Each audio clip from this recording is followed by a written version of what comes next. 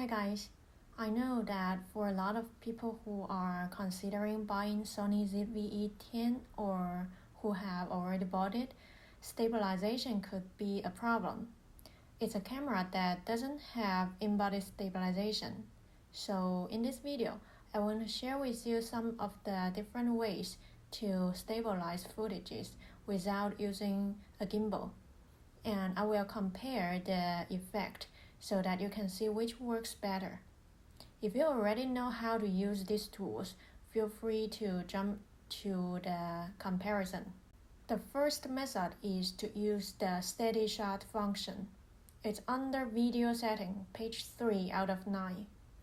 If your lens has built-in stabilization, then you will have 3 options: Active, Standard, and Off. And if your lens doesn't have stabilization, you can only choose Off and Active.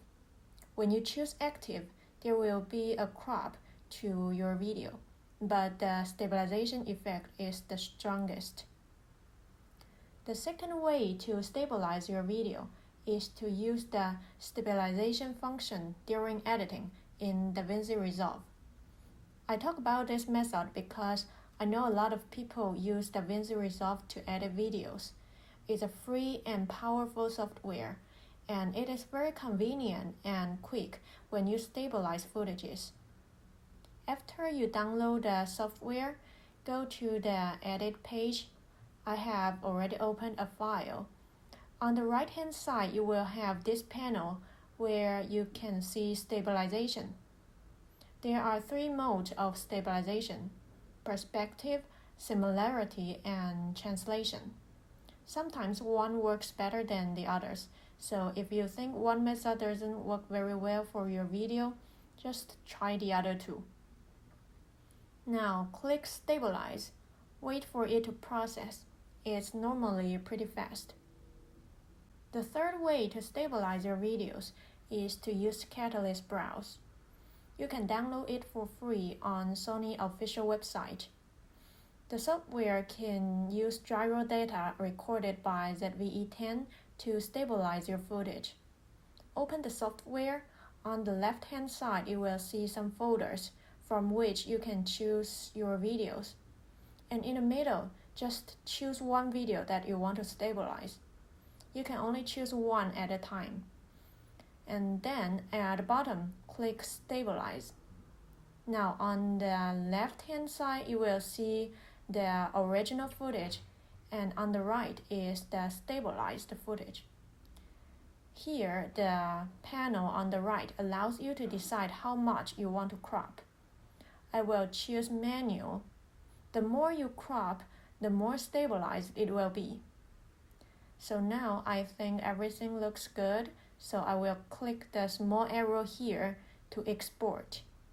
You can choose where you want to save the file, and then you might probably want to rename it so that it will not rewrite the original file. I will use CB for Catalyst Browse. Okay.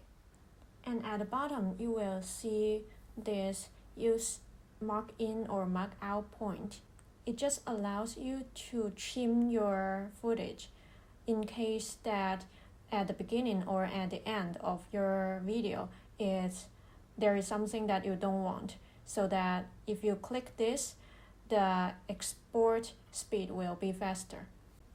Click Export, and then this window will pop out. Yes, click OK. Here there's a notification saying that batch export is not available. This is the main reason why I don't like to use Catalyst Browse, even though the effect is very good, but it's just take a lot of time and it's a very tedious process. Now I will show you 3 different footages and different stabilizing effect using different stabilizing methods. The first footage is me holding the camera standing still, trying not to move at all. And in the second footage, I will pan the camera from left to right, and I will only be moving my hands, not my feet. In the third footage, I will be walking on a flat surface, so you can compare the stabilizing effect of different movements using different methods that I have just mentioned. Now let's get started.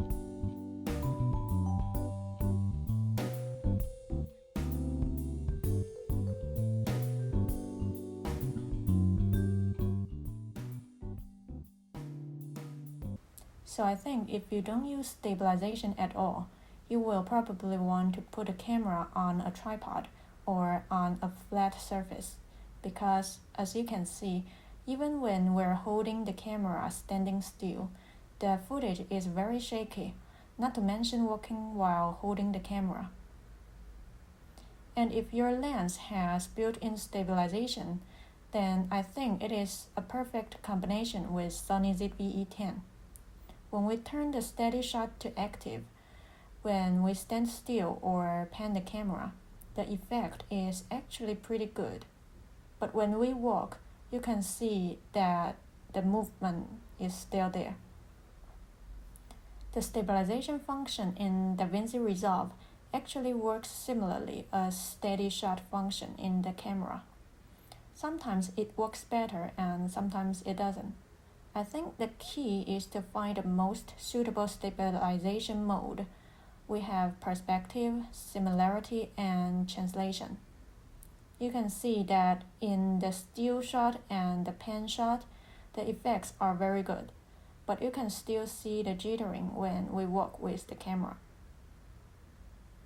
And finally, it's the catalyst browse. It's the most effective way to stabilize your footages, and it's a very good reason to buy Sony ZVE10 even though it doesn't have stabilization. The gyro data recorded by the camera allows you to stabilize during editing, and it's very accurate.